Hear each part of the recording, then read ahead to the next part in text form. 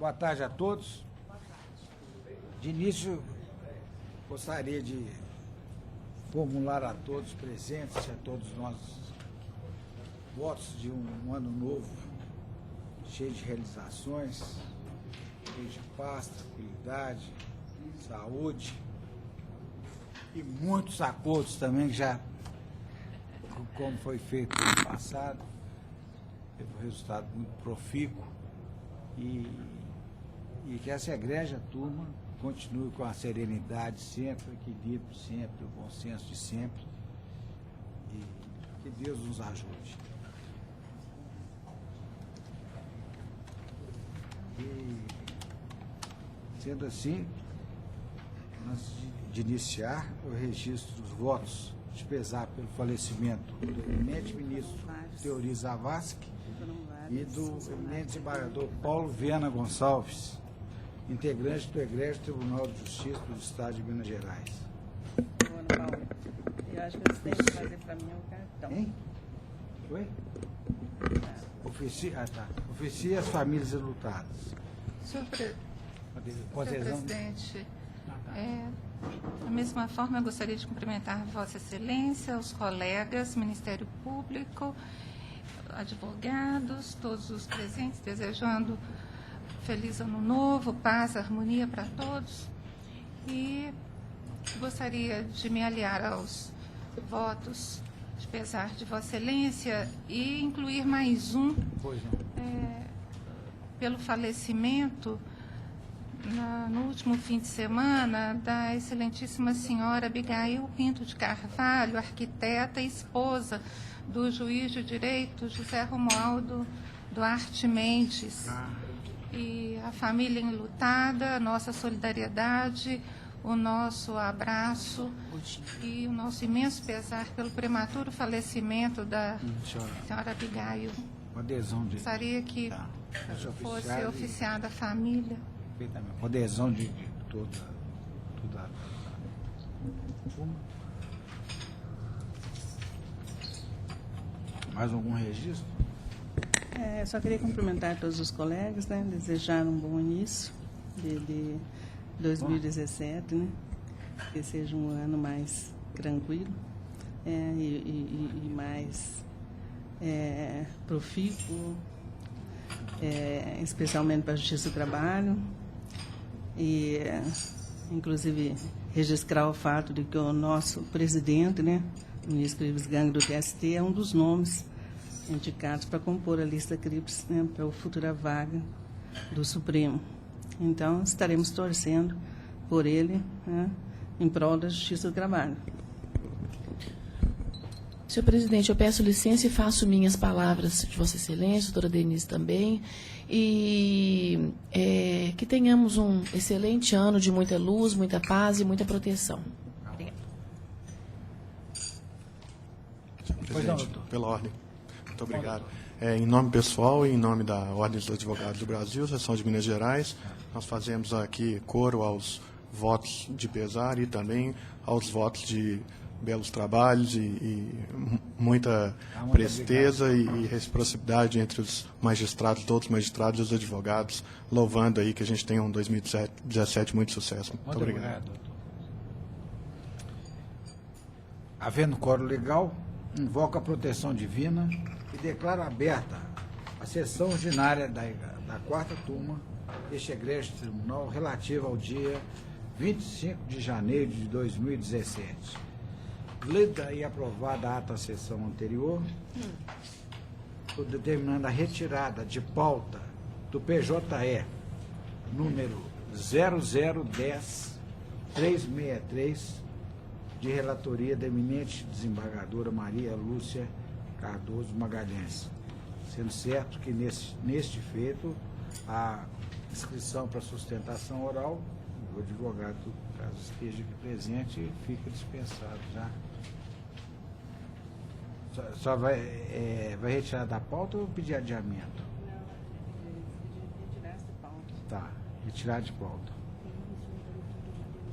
Hein?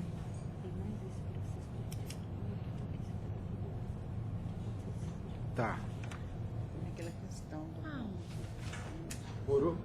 Por por outra razão, determina a retirada de pauta do feito número 0010-275, 2015, também de relatoria da eminente desembargadora Maria Lúcia Cardoso de Magalhães, em razão de sobrestamento, em razão do incidente de recurso repetitivo do artigo 475J do então Código de Processo Civil, atual 473, né? 500 e 523. Dando sequência, proclamo o resultado unânime dos votos atinentes aos embargos de declaração, tanto aqueles derivados dos processos físicos, quanto aqueles oriundos do PJE, ao pregão na forma regimental.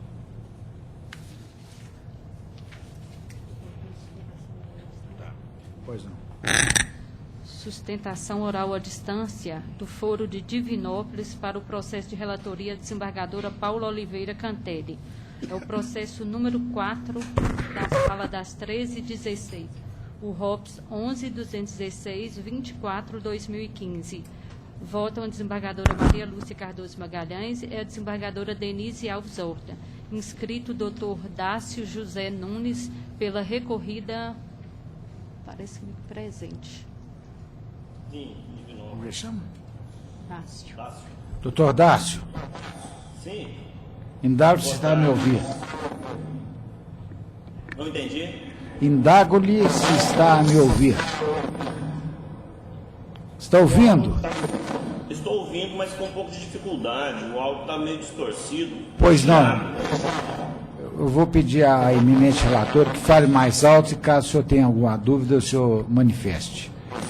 Doutora Paula, apenas a conclusão, por gentileza.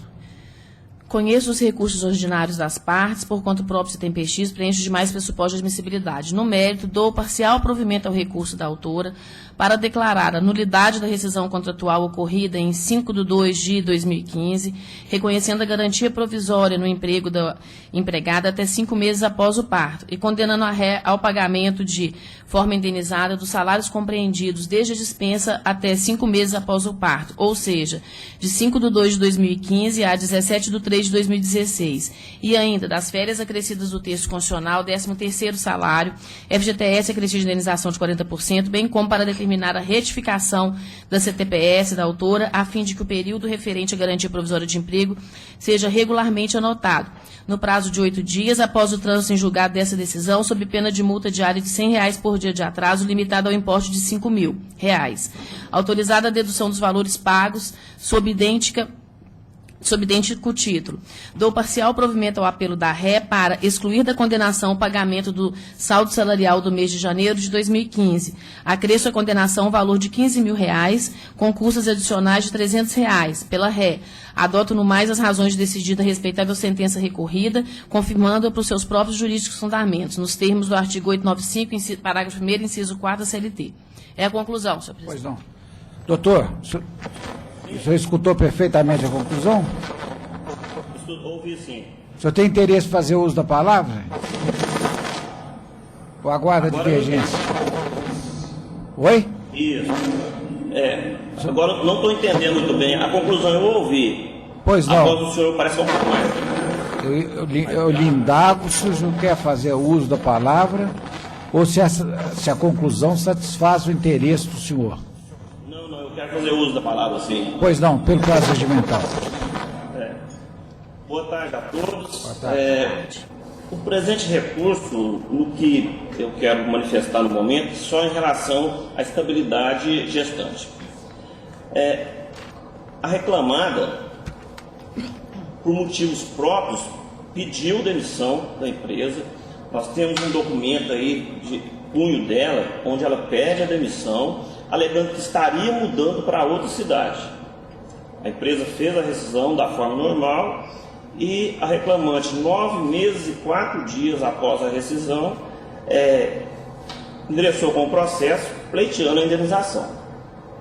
Em momento algum, a reclamante solicitou que fosse reintegrada a empresa, comunicou à empresa que estava grávida. Um fato importante é que não houve a dispensa da reclamante.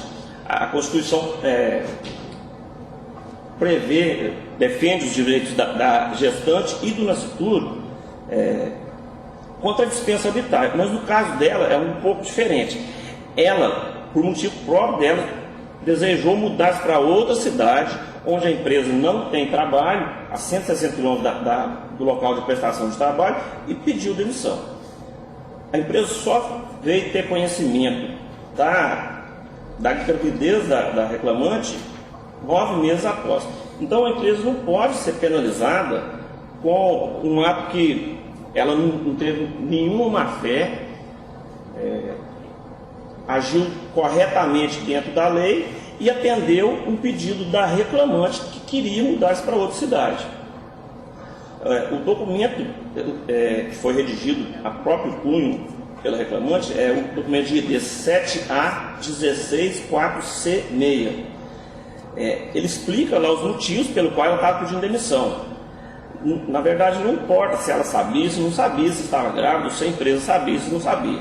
Mas era o desejo dela, naquele momento, mudar-se para outra cidade para ficar com o pai da criança, com a família do pai da criança, como ela mesma confessa na inicial e no depoimento pessoal. Também não existe no processo nada que indique qualquer indício de coação ou vício, e não há também nenhuma alegação dela nesse sentido. Então a dispensa foi perfeita a requerimento da reclamante, porque não mais teria interesse no trabalho. Então optou-se por morar em outra cidade, para morar com o pai do filho dela, com a família dele, e só depois do nascimento ter comunicado a gravidez. Então a empresa não pode ser penalizada com isso, senão nós vamos abrir uma porta perigosa aqui, que a pessoa grávida, a mulher quando estiver grávida vai começar a largar o emprego sem comunicar, ela pede demissão, depois do nascimento da criança volta, entra com processo contra a empresa, pleiteando aquele período, prefere não trabalhar no período e faz posteriormente o pedido da estabilidade dos pagamentos correlatos.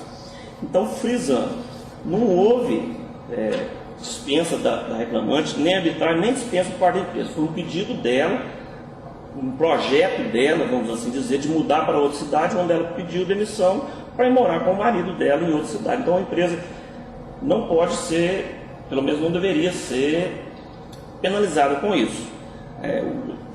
Tanto na inicial quanto no depoimento dela, ela confessa isso, que pediu demissão para morar em outra cidade, que não houve coação, não houve vício, não houve nenhum constrangimento, nem despedida arbitrária da reclamante. Então, por esse motivo, eu requeiro o voto contrário dos demais desembargadores para modificar essa decisão.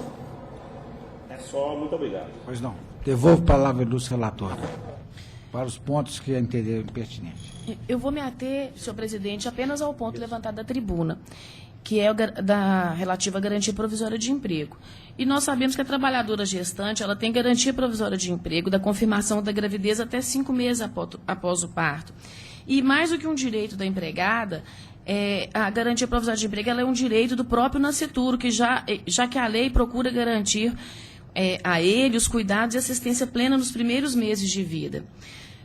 Assim, a ruptura do contrato de trabalho por iniciativa da gestante somente tem validade quando feita com assistência do sindicato profissional e, na falta deste, perante a autoridade local do Ministério do Trabalho e Previdência Social ou da Justiça do Trabalho, por aplicação analógica do artigo 500 da CLT. E, caso não respeitada essa condição, a rescisão poderá ser considerada nula de pleno direito. Então, cabe a análise dos documentos trazidos pela autora. E, dentre outros exames médicos, a autora trouxe aos autos o relatório da ultrassonografia obstétrica de 3/3/2015, que atesta que sua gravidez é compatível com 7 semanas e 6 dias, o que remete ao início gestacional aproximadamente 3 de janeiro de 2015, ou seja, dentro do período do contrato, do período que o contrato laboral ainda estava vigente. Então, desse modo, com base nesses fundamentos, e tendo em vista o princípio da proteção ao trabalho, em especial o trabalho da mulher em estado gravídico, e o princípio da indisponibilidade dos direitos trabalhistas e a proteção aos direitos do nascituro, eu dei provimento ao apelo da autora para declarar a nulidade da rescisão contratual ocorrida em 5 de fevereiro de 2015, reconhecendo a ela a garantia provisória de emprego. Foram com base nesses fundamentos, eu mantenho minha decisão, senhor presidente. Doutora Maria Lúcia? Eu estou acompanhando a decisão da eminente relatora, é o princípio da indisponibilidade.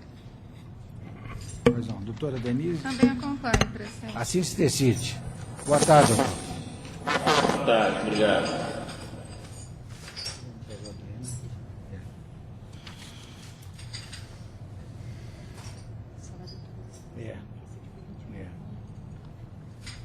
Começar na sala da senhora. Como? PJE, na sala da senhora. Processo PJE de relatoria da desembargadora Denise Alves Horta. É o número 23 da sala das 13h06. Processo 10.521/12/2016. Votam o desembargador Paulo Chaves Corrêa Filho e a desembargadora Paula Oliveira Cantelli. Inscrito Dr. Miguel Henrique Valadares pela primeira e segunda recorridas, presente, e o Dr. Paulo de Tarso Ribeiro Bueno pela terceira recorrida, ausente. É o 23, né? 23 da pauta. Doutora Denise, apenas a conclusão, por gentileza. Pois não, presidente. Conheço do recurso do reclamante, no mérito, nego-lhe provimento. Obrigado por fazer uso da palavra. Aguardo divergência. Aguardo eventual divergência. Não há divergência apontada, assim se decide. Obrigado. Boa tarde. Boa tarde.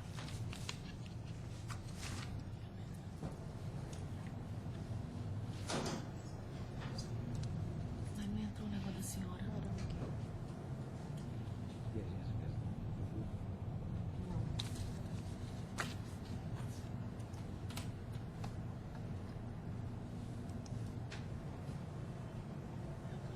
Ao contrário, então é assim.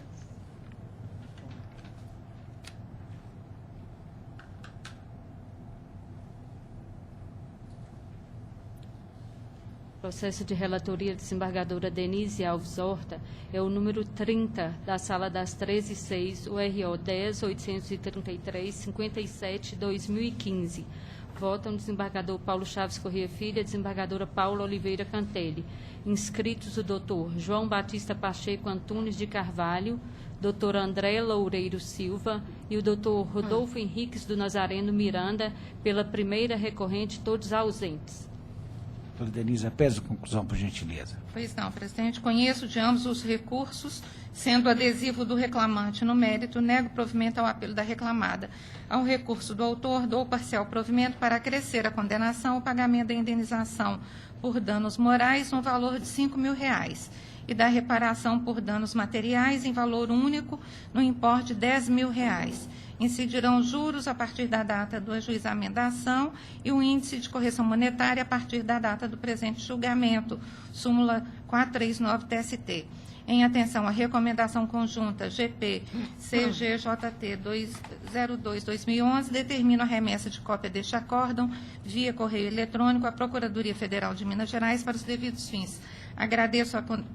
Acresço a condenação ao valor de R$15.000 com custas de R$300 pela reclamada. Não havendo divergência, assim se decide.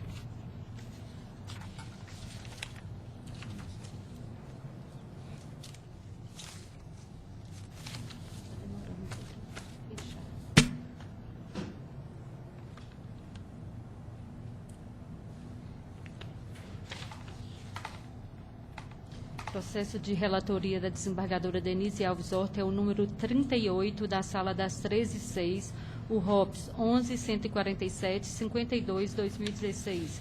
Votam o desembargador Paulo Chaves Corrêa Filho e a desembargadora Paula Oliveira Cantelli. Inscrito o doutor Amauri Soyer pelo primeiro recorrente presente. Doutora Denise, apenas a conclusão, por gentileza. Conheço dos recursos interpostos pela sexta e quinta reclamadas, Promenade e Anelli SCP e Hotelaria Accor Brasil S.A. pois satisfeitos os pressupostos de admissibilidade. No mérito, rejeito o sobressamento do feito, arguído pela quinta reclamada, Hotelaria Accor Brasil S.A., e as preliminares de nulidade e de ilegitimidade suscitadas pela sexta ré, Promenade e Anelli SCP. Quanto ao mais, mantenho a sentença recorrida no que respeita à responsabilidade subsidiária imputada às rés, nos termos do artigo 895, parágrafo 1º, inciso 4 da CLT, inclusive quanto às verbas rescisórias e multas. Pois não. Doutor, boa tarde. O senhor entenderia fazer uso da palavra? Sim, excelência. Pois não, pelo prazer. Boa tarde a todos. Eu queria chamar a atenção apenas para 2 pontos nesse processo. O contrato de trabalho foi firmado entre o reclamante Moisés e Ana Paula Belésia. Foi requerida a formação de grupo econômico, incluindo mais outras, se não me falho o engano, mais outras 3 reclamadas, dentre elas a Minas Brasil Estacionamentos. A Promenade que está sendo condenada, ela é administradora de condomínio. Acredito eu que para que se condene a uma responsabilização solidária ou subsidiária é necessário demonstrar o vínculo. Ou seja, quem está sendo condenado subsidiariamente, responsável pelas verbas, é o administrador do condomínio, onde se localiza uma das empresas que estão sendo requeridas para que sejam incluídas no polo passivo como formação de grupo econômico.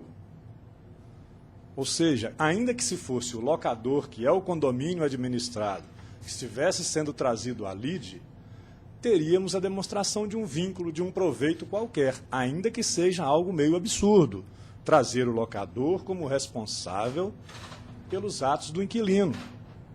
Mas nem isso é. Nós não temos um ato, uma prova sequer neste feito, demonstrando a existência do vínculo, do proveito econômico, do proveito do labor prestado por esta pessoa, que era gerente de uma empresa localizada no Belvedere, onde ele trabalhava. E ele saía visitando os estacionamentos da primeira reclamada. Agora, como é que eu posso ser administrador de um condomínio e ser responsável por algo que um inquilino dentro desse condomínio faz? Não há vínculo jurídico, não há relação jurídica nenhuma sequer. A relação que existe, nós juntamos o contrato de locação, é entre o condomínio e uma das reclamadas, Minas Brasil, que é locatária do estacionamento. Não há como haver essa vinculação. Não tem nenhuma demonstração de que haja esse vínculo jurídico. Ora, e não havendo vínculo jurídico, não há responsabilidade. O que eu queria chamar a atenção é só esse ponto. Não há prova nenhuma do vínculo, e esse vínculo, por mais que se force, não se consegue estabelecer. Eu não consigo explicar para o meu cliente por que é que ele está sendo responsabilizado. Eu falo para ele, mas eu nem conheço, eu não tenho nenhum contrato, eu não tenho nenhuma relação com a Ana Paula Belésia. Como é que eu posso ser responsabilizado? Ela nem minha vizinha é. Quer dizer, não há vínculo. Se não há vínculo, não há como estabelecer a relação. Não trouxe nenhuma prova ao processo. A única prova que tem no processo é documental e o testemunho da gerente do condomínio onde está localizado o estacionamento, dizendo que, olha, eu sou empregado do condomínio, é o condomínio que firmou o contrato, mas com a Minas Brasil e não com a Ana Paula. Eu gostaria que fizesse uma revisão das provas feitas nos autos para que a gente tenha uma decisão que contemple aquilo que foi produzido nos autos. Muito obrigado. Devolvo a palavra ao ilustre relator. Senhor presidente, da prova oral, notadamente o depoimento do preposto da segunda ré e testemunha regimentada pelo autor, ressai evidente que o reclamante contratado pela primeira reclamada verteu os seus serviços às recorrentes. Portanto, no caso, independentemente dos contratos civis formalizados entre as rés, a realidade fática ferida leva à conclusão de que a responsabilização subsidiária das referidas empresas decorre da culpa em eligendo e invigilando e da aplicação dos artigos 186 e 927 do Código Civil.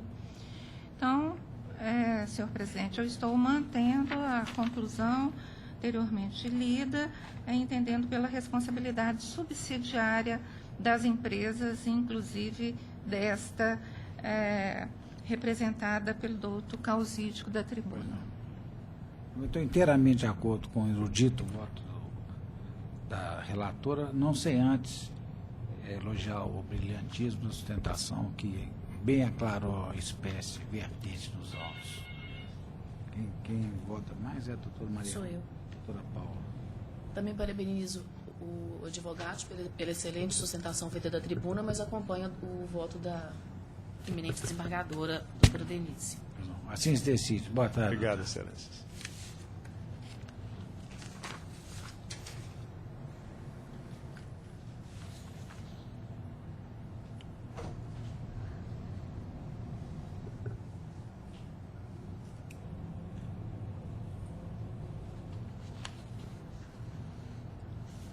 Processo de relatoria da desembargadora Denise Alves Horta é o número 18 da Sala das 13h06, o ROPS 10.463-59/2016. Votam o desembargador Paulo Chaves Corrêa Filho e a desembargadora Paula Oliveira Cantelli. Inscrita a doutora Cláudia Magalhães Souza, pela segunda recorrente presente. Boa tarde, doutora. Boa tarde, excelência. A doutora Denise, apenas a conclusão, por gentileza. Pois não, presidente. Conheço dos recursos interpostos pelo reclamante e pela reclamada. No mérito, nego-lhes provimento, mantendo as razões de decidir da sentença pelos seus próprios e jurídicos fundamentos, nos termos do artigo 895, parágrafo 1º, inciso 4 da CLT, no que respeita ao indeferimento da rescisão indireta e seus consectários e do adicional de insalubridade, matérias devolvidas pelo reclamante. Bem assim no que concerne à condenação ao pagamento de horas in itinere, horas à disposição e diferenças de horas extras pela inobservância da hora noturna, e, por fim, no que tange à ausência de parcelas dedutíveis e aos recolhimentos fiscais e previdenciários, matérias devolvidas pela ré. Doutora, tem interesse em fazer uso da palavra? Sim, pois não, sim. pelo prazo regimental. Obrigada. Excelentíssimo senhor desembargador-presidente, outros desembargadores que integram essa egrégia turma, ilustres representantes do Ministério Público aqui presentes, senhoras secretárias, primeiramente, boa tarde a todos, e já expressando a alegria no retorno aos trabalhos e por poder iniciá-los aqui na quarta turma, nesse ano, que seja um ano profícuo para todos nós.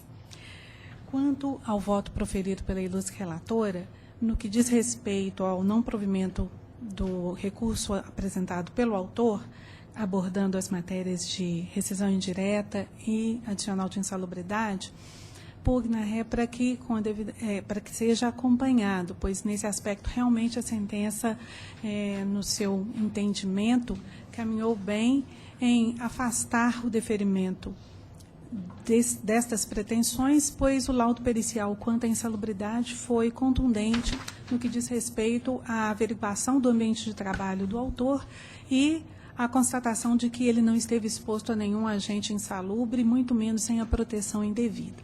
E com relação ao pedido de rescisão indireta, o doutor juiz de primeira instância tomou cuidado de, na instrução, indagar ao autor qual seria o motivo que ensejaria o seu pedido de rompimento do contrato, e o autor delimitou que seria apenas pagamento de horas extras, e a documentação trazida aos autos foi suficiente para que o julgador de primeiro grau observasse que, quanto a esse aspecto, houve o pagamento pela empresa, não havendo, portanto, nenhum motivo grave o suficiente para se atender o pedido de rompimento do contrato. Contudo, quanto às parcelas em que houve deferimento do pedido da inicial, com a devida vênia do voto já proferido pela ilustre desembargadora relatora e também pela sentença de primeira instância, pede à reclamada que haja a reforma do julgado nesse aspecto. Quanto às horas de deslocamento, a empresa situa-se na cidade de São Sebastião do Oeste, próxima à cidade de Divinópolis, e o trabalhador, neste caso específico, reside na mesma localidade, tendo sido a ele deferido o período de 20 minutos de horas in itinere para o deslocamento, para a ida e vinda no final do trabalho.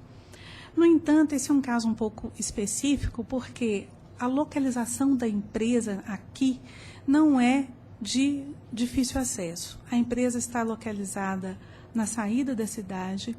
O trajeto pode ser feito do centro da cidade até o local, até dentro da empresa, a pé. Não passa de 2 quilômetros, 1,5 quilômetros aproximadamente.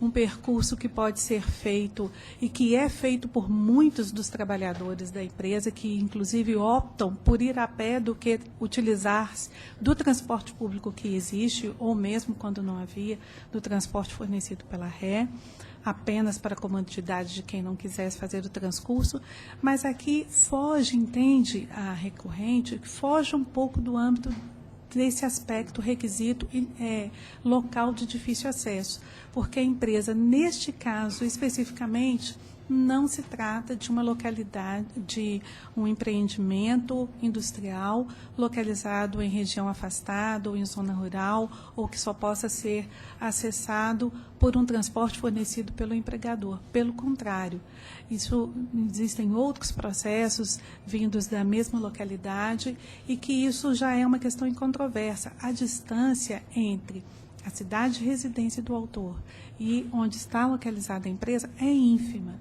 Por esse motivo, entende a regra que seria aplicável já um entendimento até adotado pela Igreja Nona Turma, seguindo um voto do próprio TST, de que, havendo uma distância ínfima entre o local em que o empregado reside e onde está localizado o empregador, percurso que pode ser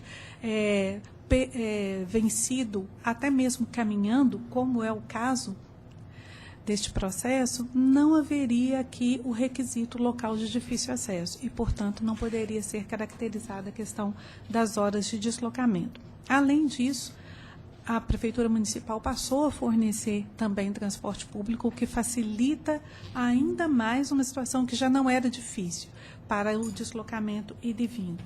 Por esse motivo, pede à Ré que seja dado provimento ao seu recurso para afastar da condenação as horas de deslocamento, até mesmo porque ela tomou cuidado de firmar na convenção coletiva com o Sindicato dos Empregados cláusula específica para abordar a questão das horas de deslocamento, fornecendo um benefício, inclusive diário, em contrapartida à suposta hora de deslocamento, pedindo que também a norma coletiva nesse aspecto seja observada para se afastar a condenação.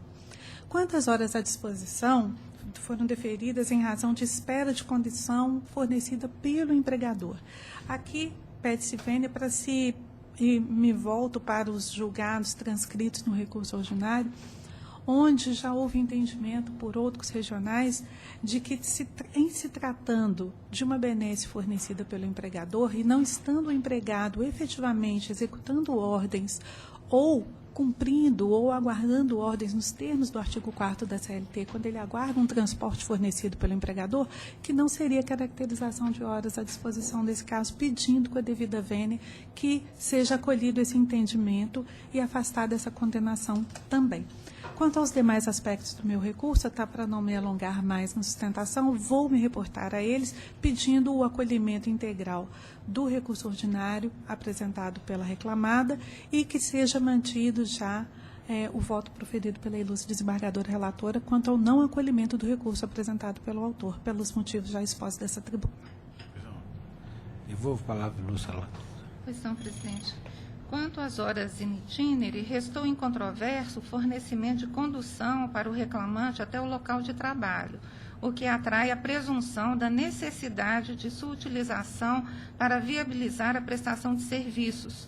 Cumpria a recorrente demonstrar que o local de trabalho seria de fácil acesso, servido por transporte público regular, em horários compatíveis com o início e o término da jornada, encargo do qual, entretanto, não se desvencilhou. Quanto ao mais, não se pode conferir validade às cláusulas coletivas que regulam a concessão de transporte coletivo gratuito aos empregados, com a ressalva de que o tempo despendido no trajeto até o local de prestação de serviços não será computado na jornada de trabalho nem como horas in itinere, nem como tempo à disposição. Aplicação da súmula 41 do nosso TRT da Terceira Região. Quanto ao tempo à disposição, nos termos da decisão proferida no julgamento do IUJ, que deu ensejo à tese prevalecente, a tese jurídica prevalecente número 13 deste regional, constitui tempo à disposição do empregador o período em que o empregado, após desembarcar da condução concedida pelo empregador, aguarda o início da jornada ou de espera pelo embarque, ao final do trabalho, desde que não seja possível a utilização de outro meio de transporte compatível com o horário de trabalho. Nessa hipótese, é devido o pagamento das respectivas horas extraordinárias, observados os limites do parágrafo 1º do artigo 58 da CLT e da súmula 366 do TST.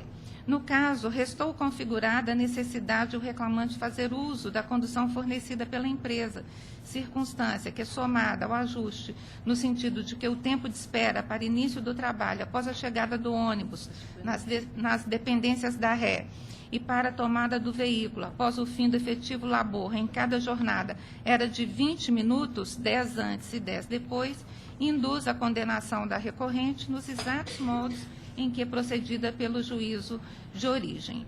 É o meu voto, senhor presidente. Pois não.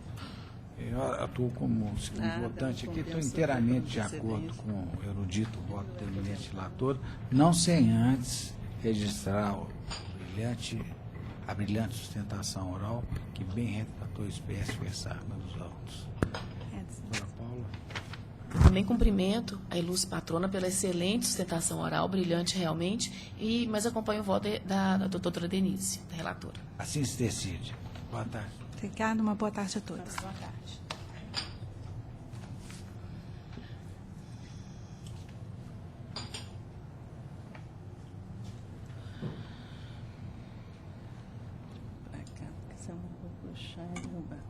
Esse foi o último, né, da doutora Denise? Não, tem mais um. Processo de relatoria, desembargadora Denise Alves Horta, número 17 da Sala das 1306, ORO 10.416-34/2014. Voto no desembargador Paulo Chaves Corrêa Filho, desembargadora Paula Oliveira Cantelli. Inscrita a doutora Cristiana Roberta de Oliveira Maronda Ponsá, pelo terceiro recorrente presente. Boa tarde, doutora. Doutora Denise, apenas a conclusão, por gentileza. Pois não, presidente. Conheço dos recursos interpostos pelas partes, sendo do autor na forma adesiva. No mérito, nego-lhes provimento. Doutora, ainda você quer fazer uso da palavra? Não, somente para cumprimentar toda a turma, pois agradecendo a oportunidade. Pois não. Obrigada. Não havendo divergência, assim se decide.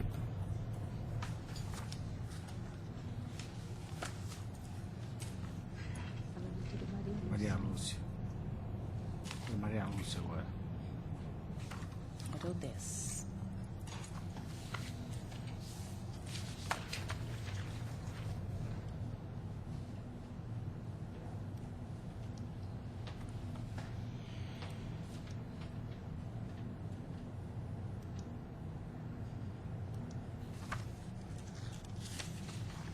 Processo de relatoria da desembargadora Maria Lúcia Cardoso de Magalhães é o número 42, da Sala das 13 horas, URO 12.466-47/2014. Votam a desembargadora Denise Alves Horta e o desembargador Paulo Chaves Corrêa Filho. Inscritos o doutor Paulo de Tarso Ribeiro Bueno, pela recorrente reclamada, e o doutor Fabrício Augusto Reis, pelo recorrido reclamante. Presente o doutor Fabrício Augusto Reis. Boa tarde, doutora. Doutora Maria Lúcia, apenas a conclusão, por favor. Eu estou com a linha preliminar de deserção, suscitada em contrarrazões e não conheço o recurso. Doutor Indário, você quer fazer uso da palavra? Muito obrigado, senhor desembargador presidente. Eu aguardo a hipótese. Não havendo divergência apontada, assim se decide. Muito obrigado, agradeço a todos. Um prazer estar aqui novamente. Desejo bom trabalho e bom ano a todos. Eu também, tudo de bom.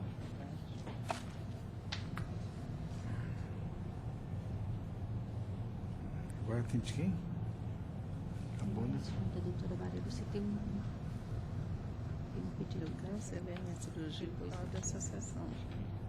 Tem mais um da doutora Maria Lúcia. Pobre. Ia ser dia 20. O que o senhor resolveu? É, doutora Edgar. Tom Beck Jr. Processo de relatoria da desembargadora Maria Lúcia Cardoso de Magalhães é o número 2 da Sala das 13 horas, o RO 10032-63-2016. Votam a desembargadora Denise Alves Horta e o desembargador Paulo Chaves Corrêa Filho. Inscrita a doutora Nádia de França Teixeira, pelo recorrido reclamado, ausente. Qual que é esse, doutor? É o processo 2, é o penúltimo da lista. 10-02. Eu não voto. É da senhora. Doutora Maria Lúcia, apenas a conclusão, por favor.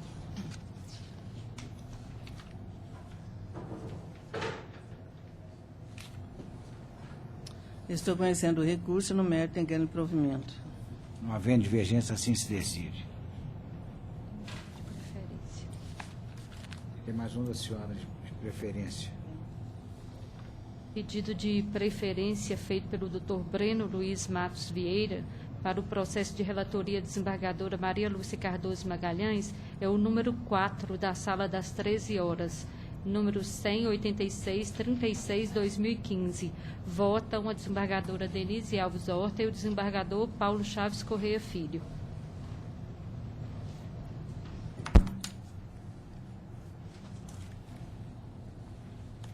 Dona Maria Lúcia, apenas a conclusão, por gentileza.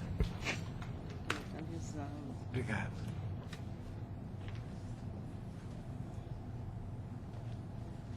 Eu aceito com uma gotinha, por favor. Seu D é 0. 86. 36-2015.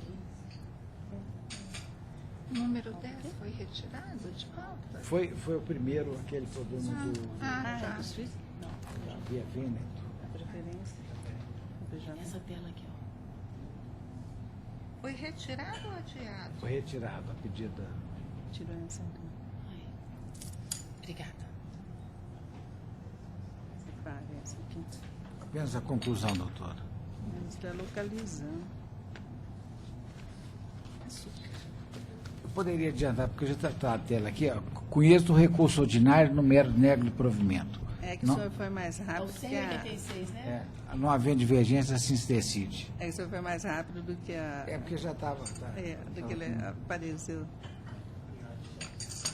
Ele apareceu Vive na em centro tela. de treinamento para concursos. Esse? É, conhecedor do recurso ordinário. Conhecedor do recurso ordinário, mestre, neguei provimento. Só isso. Só isso. Agora,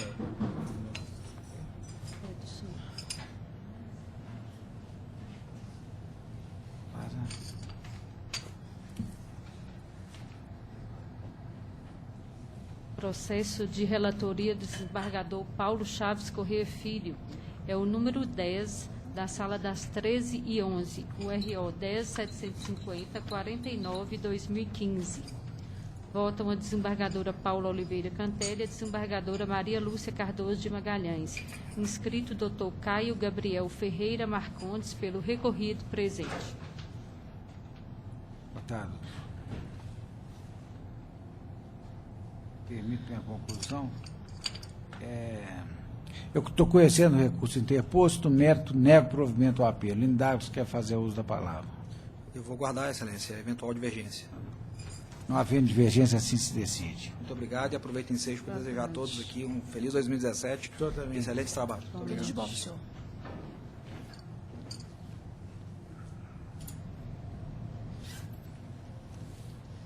Processo de relatoria do desembargador Paulo Chaves Corrêa Filho é o número 23 da Sala das 13 e 11, o RO 11.426-29-2015.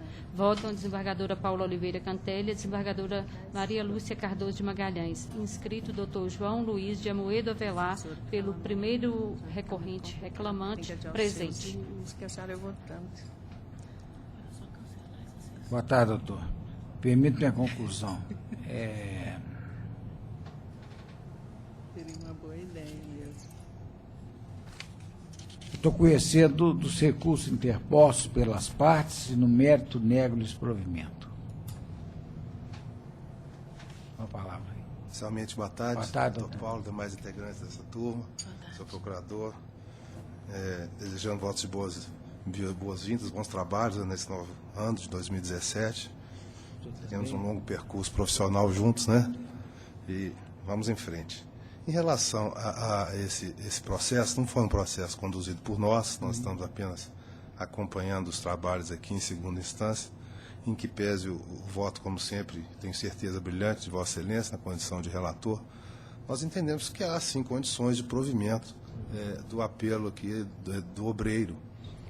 Há um pedido, uma questão tratada no recurso relativa à insalubridade, que foi negada com base em um laudo pericial, e houve várias, mas inúmeras falhas nesse laudo pericial que foram apontadas minuciosamente pelo reclamante. Nós também vimos essas falhas, questão de validade de luvas, prazo de validade de óculos, porque é questão de contato, inclusive, com lixo orgânico, prazo grande, às vezes 2 anos sem apresentação de EPIs, quer dizer, isso tudo foi suscitado pelo advogado do reclamante, e o perito diz o seguinte: olha, inclusive o reclamante, eu imagino que tenha sido esse o fundamento mais forte da sentença de primeiro grau, o próprio reclamante reconheceu perante o perito que utilizava a EPI. Isso consta do laudo. Imediatamente após, a advogada do reclamante peticionou ao juiz, falando: olha, eu acompanhei o laudo pessoalmente, a perícia, e isso não foi dito. Quer dizer, fica aí a palavra do perito e a palavra do advogado. Foi-se pedido, então, como última tentativa dessa advogada, que fosse feita uma nova perícia e que foi negada pela sentença de primeiro grau. Então, nós entendemos, sinceramente, que já que se prestigia, como está sendo prestigiado, essa conclusão desse laudo, mas tendo em vista todos esses aspectos que eu falei de forma muito sucinta, mas que foram minuciosamente tratados, inclusive, no recurso, que se atenda, então, a um novo pedido que consta do recurso, para que se faça uma nova perícia, inclusive aquela perícia resumida, prevista no novo CPC, que é o que se pede, para que se esclareça essa questão. Que, como disse, é a palavra do perito contra a palavra do advogado. Esse é o primeiro ponto. Acho que é a questão de prudência. Eu não estava lá, como disse, não acompanhei o processo, mas confio nessa advogada, conheço muito bem, a advogada muito competente. Em relação... Aqui tem até divergência no sentido, né? Se eu pudesse falar mais também. Hein? Tem até divergência, eu adianto que tem divergência no laudo. A questão... Não, divergência que eu falo Tá. Esse é o primeiro ponto. Quer dizer, há uma outra questão também do recurso, do empregado, que diz respeito às horas extras. Foram apresentados cartões de ponto nesse processo, que foram impugnados. E qual foi o teor dessa impugnação? Olha, esses cartões de pontos não eram sequer anotados pelo próprio reclamante, era um terceiro, era o chefe dele que marcava.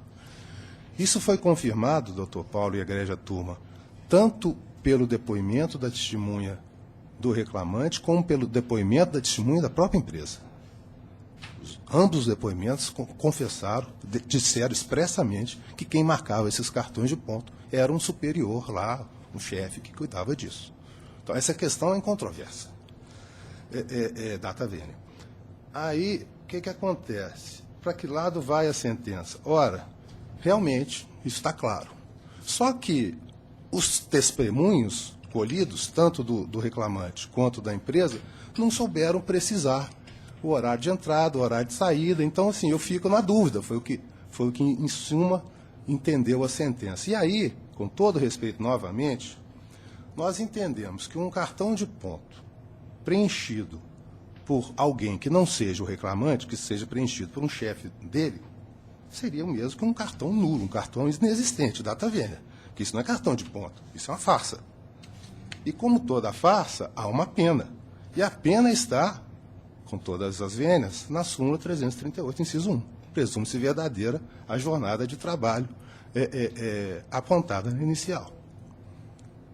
Então, por essa razão, nós também esperamos o provimento do recurso, tanto em relação às horas extras, como em relação ao intervalo interjornada, que também foi negado pela sentença de primeiro grau, eis que presume-se verdadeira a jornada apontada na inicial. E o terceiro ponto, que nós pedimos também, que seja provido o recurso, diz respeito ao assédio moral, que também foi negado em primeiro grau.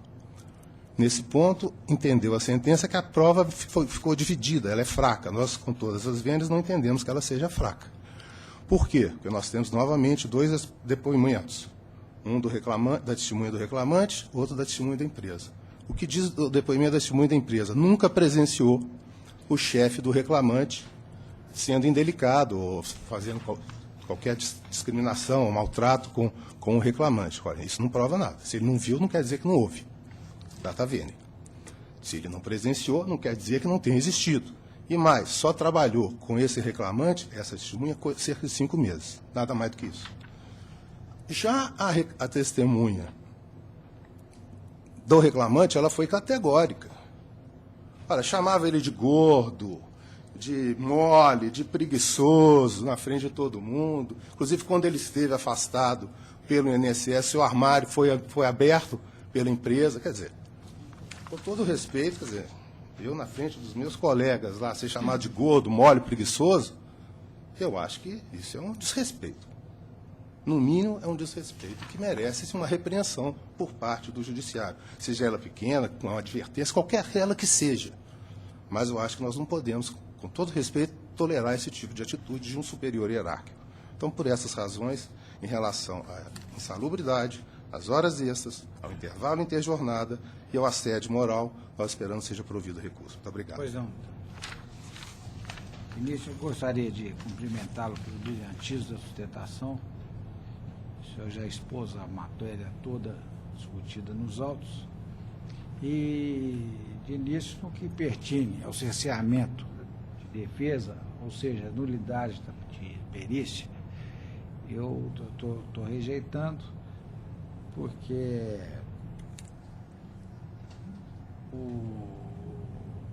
cumpre consignar que a matéria objeto da perícia foi suficientemente esclarecida sob o prisma técnico, sendo certo que a insatisfação da parte com a conclusão do laudo, data máxima vênia, não constitui motivo para invalidá-la.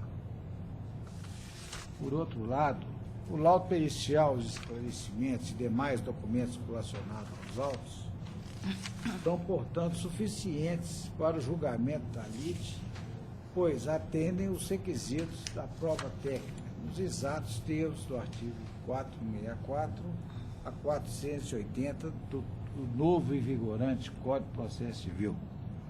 Registre, por fim, que, nos termos do artigo 480 do aludido Código, o juiz pode determinar a realização de nova perícia ou complementação do trabalho pericial quando a matéria não lhe parecer suficientemente esclarecida, situação que, todavia, não se enquadra à hipótese vertente. Eles fossem, data máxima vênia, não há que se falar em cerceamento de defesa a macular a sentença guerreada. E no que pertine ao adicional de insalubridade, propriamente dito, embora o autor tenha afirmado que o laudo esteja maculado e que pretende a reforma da sentença e que seja reconhecida o labor em condições insalubres, entendo que não prospera o inconformismo.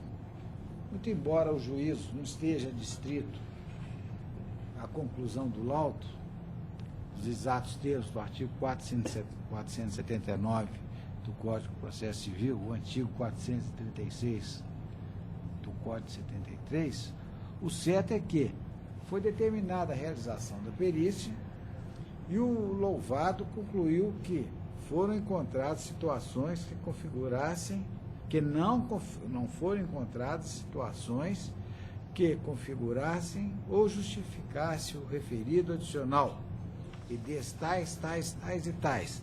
Em relação aos agentes químicos, destacou o louvado que a empregadora forneceu EPIs de forma regular, consignando ainda que os produtos utilizados pelo reclamante da função de limpador eram diluídos em água, não havendo risco de comprometer a rigidez do obreiro.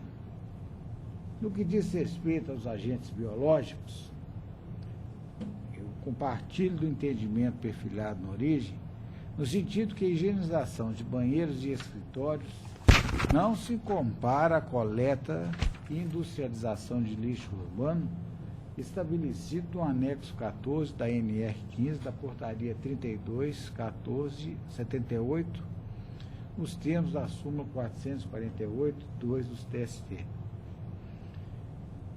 À luz do artigo que eu já mencionei aqui, 479, o julgador não está adstrito ao laudo pericial, e a rejeição, todavia, deve ser motivada, tendo por base a existência de outros elementos probatórios e mais convincentes nos autos, o que não se verificou na espécie, data máxima via. O que diz respeito às horas extras, o juiz julgou parcialmente procedente o pleito. Eu transcrevi a parte pertinente, que eu compartilho com o juiz da terceira vara de Pouso Alegre, 178, a vara.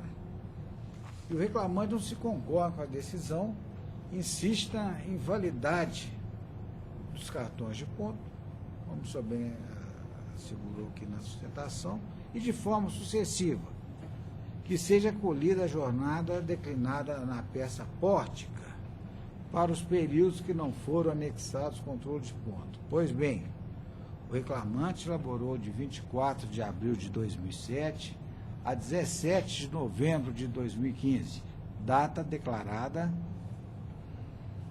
na sentença. Na inicial, o autor alegou que cumpria a jornada de 14 às 22 horas, de 22 horas às 5h20 e de 5h20 às 13h40.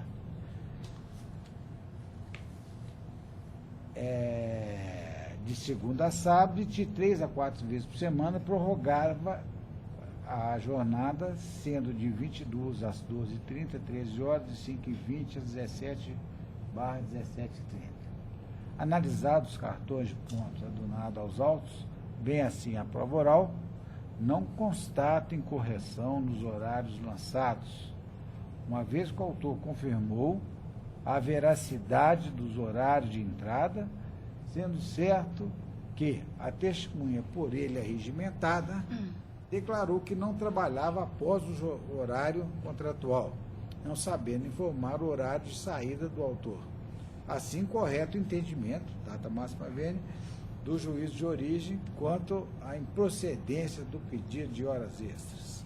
Diante desse quadro, razoável o entendimento, no sentido de que, nos meses em relação aos quais não foram juntados os referidos cartões, o reclamante tinha cumprido a jornada média registrada nos demais meses de trabalho.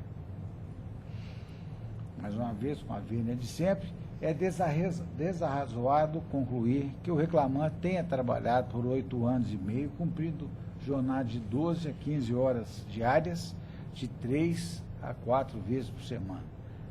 Registre-se que a sentença mostra adequada ao entendimento consubstanciado na OJ 233 da SDI, do TST, não dispenso a leitura, e por isso improspera o clamor recursal. Por igual motivação, o intervalo entre a jornada eu acompanho o douto juiz de origem. E no que diz respeito ao assédio moral, a prova oral se mostrou frágil, não convencendo o juízo sentenciante das alegações da peça inicial. Essa egrégia turma tem por bem prestigiar as impressões causadas ao julgador, a quem coube sentir de perto as reações, firmeza e hesitação das partes e testemunhas, o que, a partir daí, firmar o convencimento após valorar a prova oral produzida e sopesar a robustez das informações prestadas. Desta forma, data máxima vênia, não demonstrado efetivo dano e ato ilícito, reputo indevida indenização ou danos morais analisadas de modo que não merece reparo no sentido. E da reclamada já acho que é despiciente, porque eu conheço os recursos depostos pelas partes do mérito negro dos provimentos. Estou negando o provimento do recurso da reclamada. E adianto que a divergência da eminente doutora Senhor presidente, data máxima vênia, eu daria provimento ao apelo do autor para condenar a ré no pagamento adicional de insalubridade, em seu grau máximo. Porque, a meu ver, a hipótese se encaixa na súmula 448, inciso 2 do TST.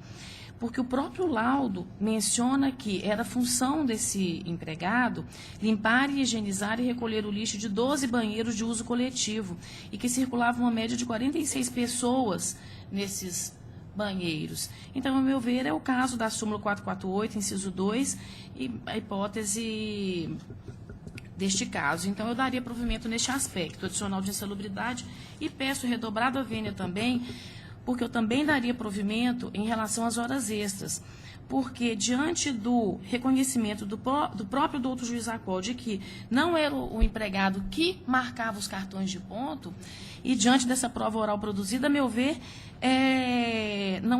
eu acolheria a jornada apontada na inicial e daria provimento, então, às horas extras pleiteadas, bem como ao intervalo interjornada.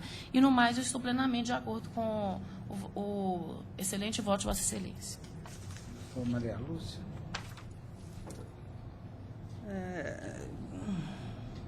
Eu estava, em princípio, acompanhando o doutor relator quanto à insalubridade, inclusive, mas a tribuna, o advogado falou que havia EPIs já com prazo vencido.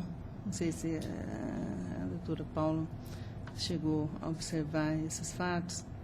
Então, na realidade, a empresa não estava fornecendo dentro dos prazos de validade, acompanhando, de forma que esses EPIs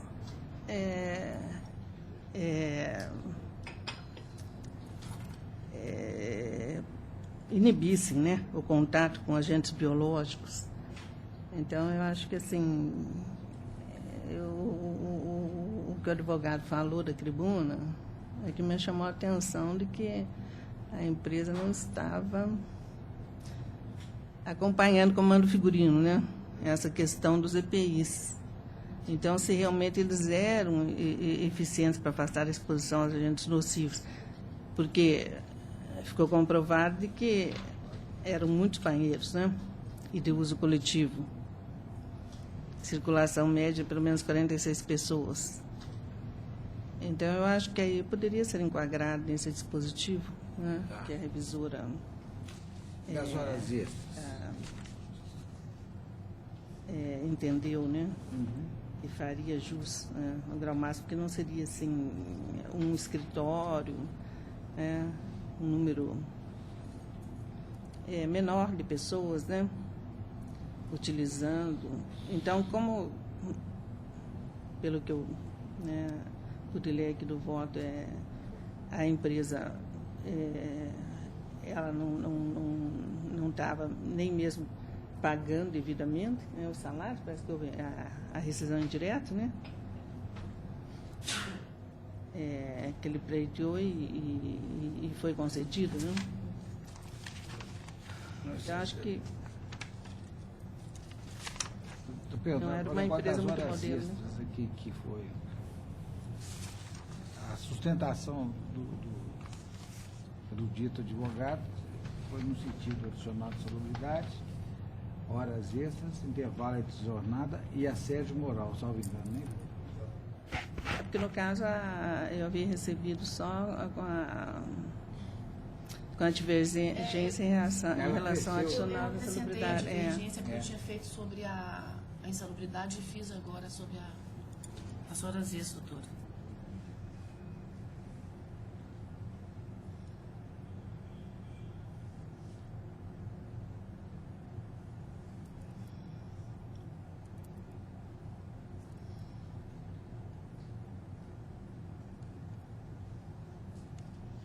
Não sei, me pareceu que a prova foi fraca, porque ele confirmou a veracidade dos horários da entrada, né, pelo que constou aqui.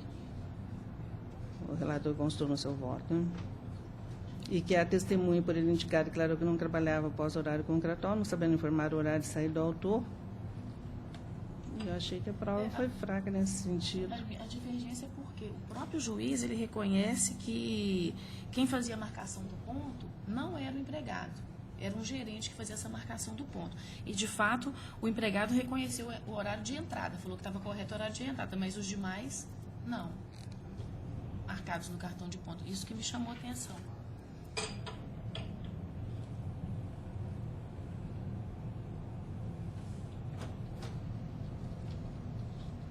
Me parece que o julgador ele não ficou convencido, né, de que o procedimento questionado superou aquele período. O problema foi esse.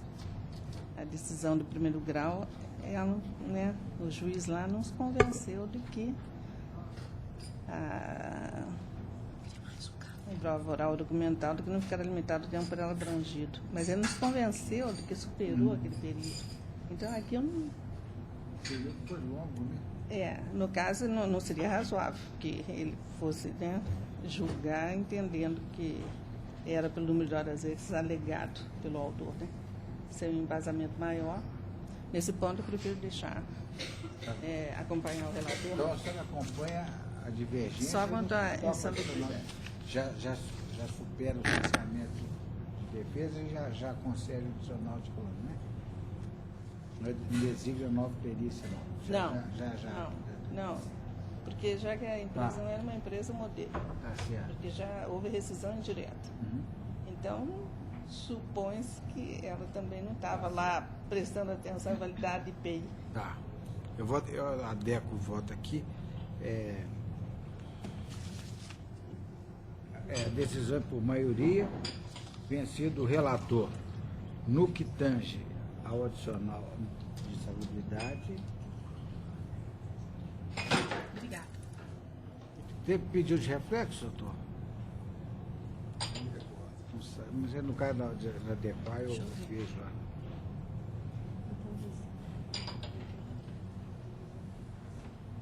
Tem divergência. Doutor, para condenar o pagamento adicional de salubridade no seu grau máximo com base no disposto. Não, eu fico vencido. Eu fico vencido. Isso.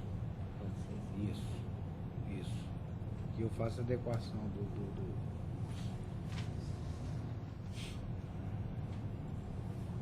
Assim se decide, doutor. Muito obrigado, boa tarde a todos.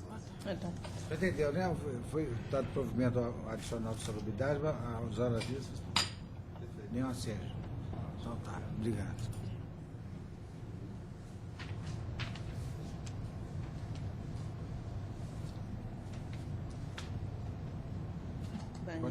Agora tem mais, hein? Físicos. Então.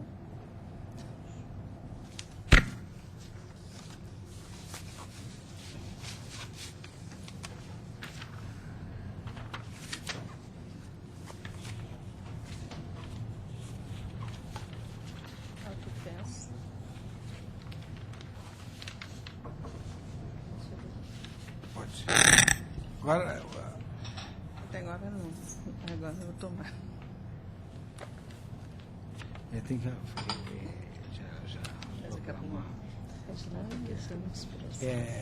Uma vez encerrada a sustentação oral atinente aos processos eletrônicos, proclama unanimidade o resultado dos demais feitos na forma da conclusão dos eminentes relatores, tal qual eles contém, exceção, naturalmente, as divergências que serão examinadas no momento próprio.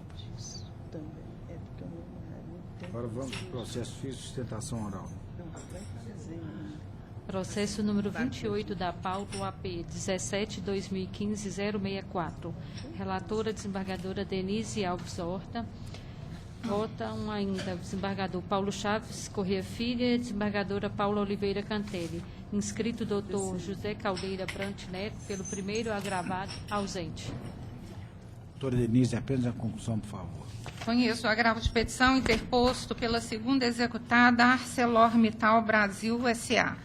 Satisfeitos os pressupostos de admissibilidade no mérito, nego-lhe provimento, mantendo a decisão recorrida nos termos do artigo 895, parágrafo 1º, inciso 4 da CLT. Não havendo divergência, assim se decide. Processo número 45 da pauta, URO 2388, 2014, 048. Relator, desembargador Paulo Chaves Corrêa Filho.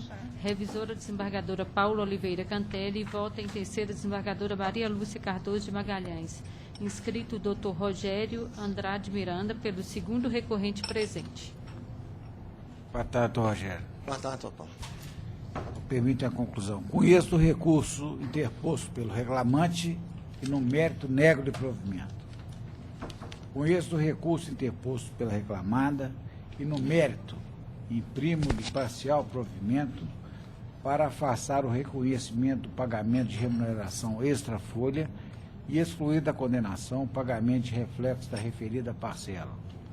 Reduzo o valor da condenação para R$20.000, com a correspondente redução de custas para R$400 pela demandada, a quem se faculta o ressarcimento dos valores pagos a menor pela via administrativa na forma usual. Poderia aguardar se tem alguma divergência? Não há divergência apontada, não. Então, não farei uso da palavra. Hein? Não farei uso da palavra. Então tá. Não havendo divergência, assim se decide. Gente, um prazer revê-los. Prazer revê-los, doutor, mais uma vez. Bom ano para nós todos e que efetivamente reine sempre a paz, a harmonia e a luz divina. Também a família toda. Eu Abraço. também. Tudo de bom, doutor Rogério. Obrigada. Processo número 52 da pauta RO 1445, 2014, 007. Relatora, desembargadora Paula Oliveira Cantelli. Revisora, desembargadora Maria Lúcia Cardoso de Magalhães. E vota em terceira, desembargadora Denise Alves Horta. Inscrito Dr. Luiz Capone, pela segunda recorrente presente.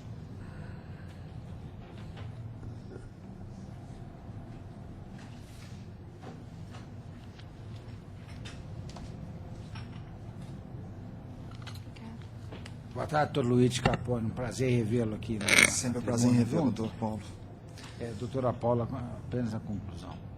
Boa tarde. Conheço os recursos ordinários das partes, exceção do tópico recursal constante no apelo da ré, alusivo ao número de feriados oficiais no ano, por se tratar de alegação inovatória. No mérito, nego provimento ao recurso ordinário da ré e dou provimento ao do autor para acrescer a condenação ao pagamento, como horas extras, dos minutos residuais registrados nos cartões de ponto e não pagos nos demonstrativos de pagamento, conforme se apurar em regular liquidação da sentença, respeitados os parâmetros de liquidação já definidos na respeitável sentença de primeiro grau.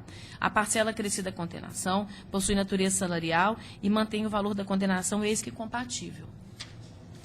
Doutor Luiz, tem interesse em fazer uso da palavra? Eu vou guardar a existência de eventual divergência. Não há divergência apontada, assim se decide. Doutor Paulo Chaves, excelentíssimo presidente dessa sessão, demais desembargadores, membros do Ministério Público, os colegas de trabalho e demais presentes, meu cordial boa tarde.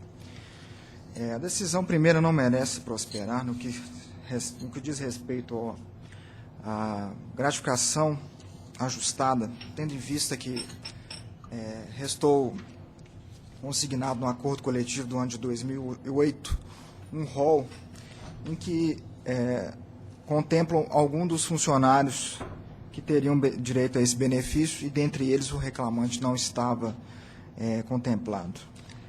Salvo melhor juízo exegético, as cláusulas de natureza benéfica elas não podem ser interpretadas extensivamente, pelo que pede vênia e reforma da decisão nesse particular. Ainda quanto ao tópico de multa no atraso de pagamento de salários, pede-se reforma para limitar a condenação, observando-se os parâmetros contidos no artigo 412 do Código Civil e nos termos da OJ 54 da SDI 1. Obrigado. Eu vou a palavra, Lúcia Relatora.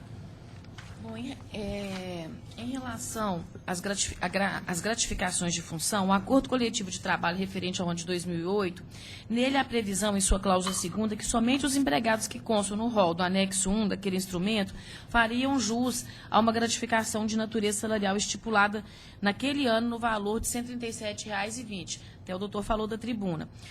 Mas ocorre que, como bem pontuou o doutor Gisacó, o referido anexo, que conteria a listagem dos empregados agraciados com a gratificação salarial, não veio aos autos, valendo registrar que a transcrição feita à folha 261 encontra-se ilegível, sendo impossível identificar o nome de qualquer trabalhador listado no referido rol. Desse modo, a meu ver, correta a sentença de primeiro grau ao condenar a ré no pagamento da gratificação postulada na petição inicial, cumprindo destacar que a respeitável sentença já foi expressa ao determinar que seja observado o prazo prescricional quinquenal, não havendo qualquer ressalva a ser feita nesse comando sentencial. Em relação à multa por atraso no pagamento dos salários, a cláusula 5ª do Acordo Coletivo de Trabalho de 2008 dispõe que ao salário mensal, quando não for pago até o 5º dia útil subsequente ao vencido, será aplicada uma multa de 10% sobre o saldo salarial na hipótese de atraso no pagamento do salário até 20 dias e de 5% por dia no período subsequente, que será revertido em favor do empregado prejudicado.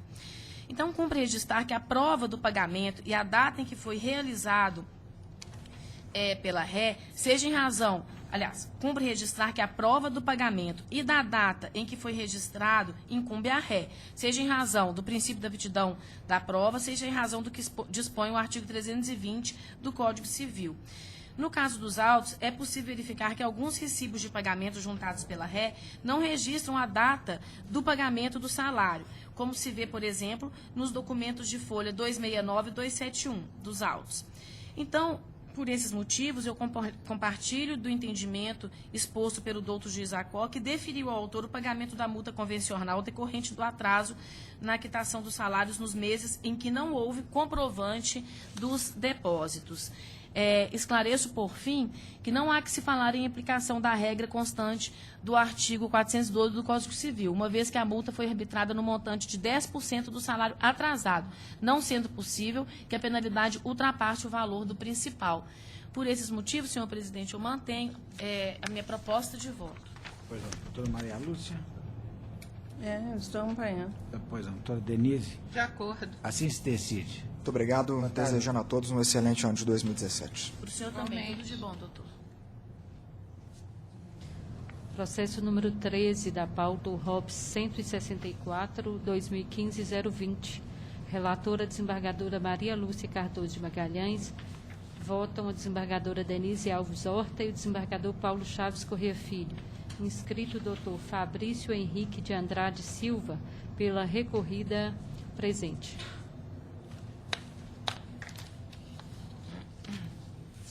Boa tarde. Doutora Maria Lúcia, apenas a conclusão, por gentileza. Estou conhecendo o recurso, por quanto próprio e tempestivo, preenche os demais pressupostos de admissibilidade. Os não méritos estão ligando o provimento, confirmando respeitar a sentença recorrida por seus próprios jurídicos fundamentos, nos termos do artigo 95, parágrafo 1º, inciso 4 da CLT. Vou aguardar eventual divergência, se não houver. Não há divergência apontada, assim se decide. Agradeço a atenção. Boa tarde. Boa tarde. Uma vez encerrada.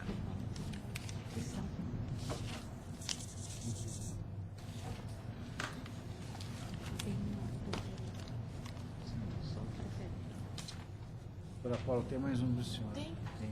Qual? Inscrição feita antes do início da sessão para o processo número 51 da pauta, o AP 1188-2010-105. Relatora, desembargadora Paula Oliveira Cantelli.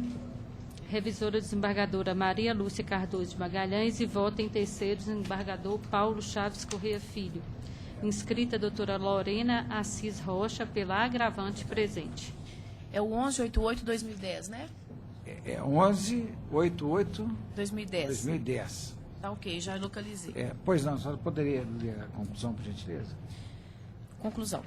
Não conheço do agravo de petição interposto pela executada, Filon Confecções Limitada, por deserto. Custas pela executada, ao final, no importe de R$ 44,26, nos termos do artigo 789A, inciso 4 da CLT. Você tem interesse em fazer uso da palavra? Sim, excelência. Pois não. O agravo de petição interposto, ele teve como finalidade admitir os embargos de execução opostos anteriormente, tendo em vista que, como se pode verificar, tem um valor bloqueado nas folhas 986 e uma lista de renajude com 6 veículos penhorados nas folhas 989. E conforme demonstrado, esses veículos têm uma restrição de circulação, inclusive um desses veículos, ele já foi até apreendido e consta apreendido no pátio, gerando uma multa para agravante no valor de R$ 158,00 diária. Então, como que pode, se não ter o valor da execução garantido, sendo que os veículos, a soma deles pela tabela FIPE, dá um valor aproximado de R$ 129.000, e o valor executado é de cerca de R$ 100.000, o que demonstra, sim, que os embargos estão, sim, garantidos na sua integralidade. Só essa minha palavra. Pois não, devolvo a palavra à cliente relatora. O valor é inferior, né? Senhor presidente, compulsão dos autos, verifica-se que na respeitável sentença ACO, proferida em sede de embargos à execução, opostos pela executada às folhas 1026, o douto juiz de origem, ele não conheceu dos embargos à execução porque o juízo não se encontrava integralmente garantido. O valor remanescente da execução é de R$ 100.179,75, conforme expresso nas folhas 981 dos autos, ao passo que o somatório dos valores bloqueados se limita à importância de R$ 34.760,07. Bom, então, por esse motivo, o douto juiz Jacó não conheceu dos embargos à execução. E verifique-se também que, não obstante expedido mandado para penhora e avaliação dos veículos em que foi lançada restrição de circulação, o oficial de justiça deixou de proceder à penhora dos bens, conforme consta da certidão de folhas 1081. Pois, novamente eu falo, a restrição de circulação de veículos não é o bastante para garantir a execução. Eis que não tem o condão de apreender o bem para o fim de depósito futuro. Então, o juízo não se encontra integralmente garantido, haja vista que o valor remanescente da execução é de R$ 100.149,00, conforme a conta elaborada. Eu junto aqui algumas decisões no mesmo sentido. E, conforme disposto no artigo 897-A, bem como no artigo 884 da CLT, o agravo de petição contra decisões do juiz ele é cabível, mas desde que o juiz se encontre garantido. Eu não vejo, então, outra saída a não ser não conhecer do presente agravo de petição, senhor presidente. Pois não. Doutora Maria Lúcia. Excelência, porque aqui no artigo 884 do caput da CLT é que consta que a garantia do juiz pressuposto essencial para a proposta de desembarque de execução mediante depósito do valor da dívida ou oferta de bens suficientes para garantia de execução. Então, há bens, mas só que eles não são suficientes pela importância, né? De 34, quando a remanescente de execução é 100.170. Estou atuo como terceiro votante aqui, estou de pleno acordo, até mesmo porque tem uma decisão aqui que eu fui relator, no mesmo sentido, ou seja, o lançamento de restrição de circulação de veículos pertencentes a executado não configura garantia de execução, impondo-se via de consequência o não conhecimento do agravo de petição nos exatos termos do artigo 884 do diploma laboral consolidado. Assim se decide. Obrigada, boa tarde. Boa tarde, doutor. Tem um pedido de preferência feito pelo doutor Alexander Cerqueira Martins para o processo número 31 da pauta, URO 286-2015-067. Relator, desembargador Paulo Chaves Corrêa Filho. Revisora, desembargadora Paula Oliveira Cantelli. E vota em terceiro, desembargadora Maria Lúcia Cardoso de Magalhães. 31? Sim.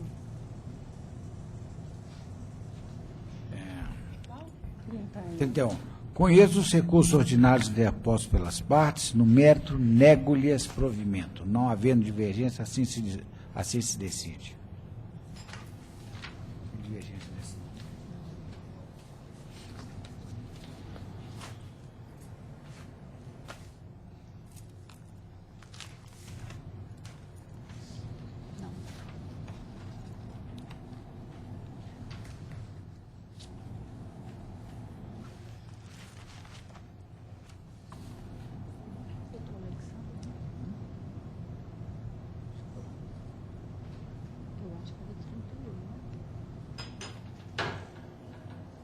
O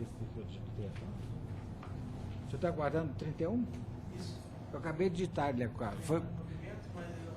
Conheço os recursos ordinários interpostos pelas partes no mero nego de provimentos. Há míngua de divergências, assim se decide.